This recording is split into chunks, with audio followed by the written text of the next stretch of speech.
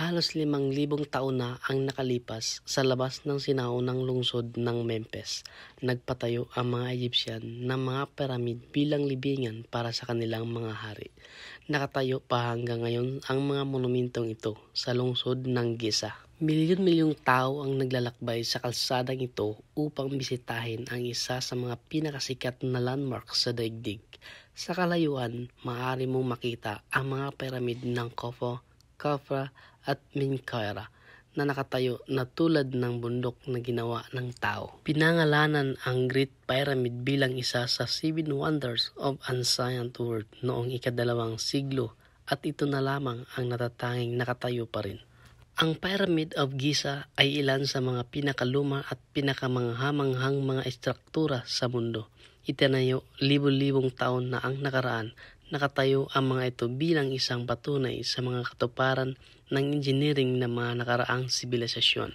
Ang pyramid ay isang hugis na may mga tatsulok na gilid na nagtitipon sa isang apex sa pinakataas. Mayroong higit sa 100 pyramids sa Egypt. Itinayo ang karamihan sa mga ito bilang libingan para sa mga paraon, bagamat walang kasing kilala tulad ng mga pyramid ng Giza. Matatagpuan din ang mga pyramid sa iba pang bahagi ng mundo, kabilang ang Italy, India at Mexico. Itinayo ang Pyramid of Giza taong 4,500 na ang nakakaraan sa panahon ng 4th Dynasty. Ang ginintuang panahon ng Egypt.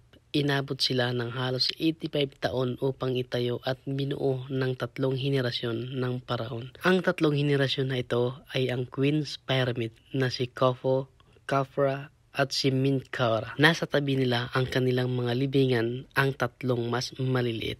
Ang Great Pyramid na itinayo ni Khufu ay ang una at ang pinakamalaking pyramid sa Giza. Nakatayo na may 139 metro ang taas. Ito ang pinakamataas na estrukturang ginawa ng tao sa daigdig sa loob ng halos 4,000 taon. Nakahanay ang pyramid sa mga kardinal na direksyon at nakaharap ng halos eksakto sa hilaga. Isang kamanghamanghang gawa ng arkitektura sa tabi ng Great Pyramid ay ang Khufu Ship, isang buong solar na bangka na ilaan upang dalhin ang paraon sa kabilang buhay. Lumitaw ang may puting tuktok na pyramid sa Khafre bilang ang pinakamalaki sa 3 pyramid, ngunit isa itong ilusyon. Bagamat mas maliit sa taas, itinayo ito sa mataas na bedrock upang lumitaw na mas mataas. Sa pambihirang paraan, ang mga simetrikong gilid at magkakahawig na anggulo ng pyramid na ito ay nakamit gamit ang mga pangunahing tool tulad ng mga cubit rod at plumb. Ang Great Sphinx ay isang eskulturang limestone na naglalarawan ng nalamang na ulo ni Haring Khafra na nakapatong sa katawan ng isang leon. Ang Sphinx ay isang mythical na nilalang na pinaniniwalaan ng mga paraon na magdadala sa kanila ng magandang pabor sa Diyos ng araw sa kabilang buhay. Sa loob ng mga siglo, natabunan ang karamihan ng Great Sphinx sa pabagwagong buhangin ng disyerto, ngunit ganap na ito nakahukay ngayon. Ang ikatlong pinakamaliit na pyramid na Giza ay ang libingan ni Menkaure. Matatagpuan sa katimugang dulo ng complex. Ang Menkaure ay naging isang pinagmulan ng parehong mahahalagang artifacts at mga pagkabigo sa panig ng archaeology. Una, natuklasan na ang mga buto ng taong natagpuan mula sa loob ay mula pala sa ibang site.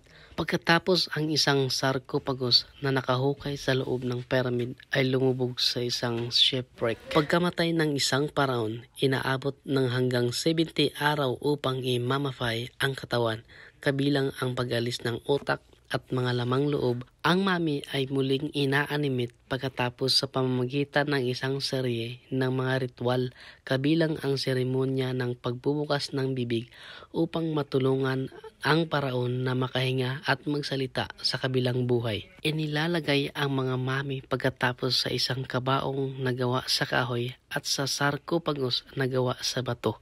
May maskara ang ilang mga mummy tulad ng mas bagong halimbawa ng maskara ni Haring Tut. Itinayo ang pyramid sa labas ng lumang kabisera ng lungsod. ang Memphis at nakatayo ngayon sa isang maiksing biyahe mula sa kasalukuyang kabisera ng Egypt, ang Cairo.